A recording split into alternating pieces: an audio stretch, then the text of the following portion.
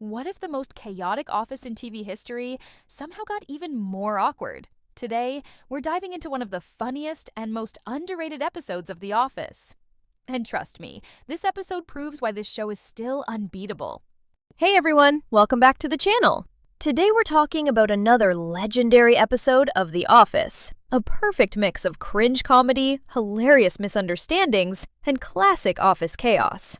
This episode reminds us why Dunder Mifflin is probably the worst workplace, but the best place for comedy. The episode starts with Michael Scott trying way too hard to impress everyone again. And honestly, that's where the magic begins. From the first few minutes, you can already feel disaster coming. Jim and Pam bring their usual chemistry, giving us those small, funny moments that fans absolutely love. Meanwhile, Dwight somehow manages to make every situation 10 times more intense than it needs to be. And let's be real, Dwight stealing the spotlight is basically guaranteed at this point. One of the funniest parts of the episode is how seriously everyone reacts to the dumbest possible problem. That's what makes The Office different from normal sitcoms. The humor feels awkward, random, and weirdly realistic at the same time. Michael's confidence throughout the episode is absolutely hilarious because he thinks he's a genius while everything around him is falling apart. And somehow, he still believes he's the best boss ever. The camera reactions in this episode are perfect too.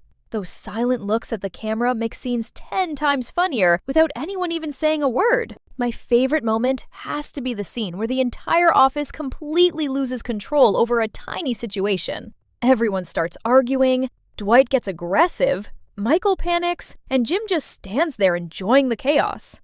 That scene perfectly captures why this show became one of the greatest comedy series ever made. Overall, this episode delivers everything fans want. Awkward humor, iconic characters, funny one-liners, and complete office madness.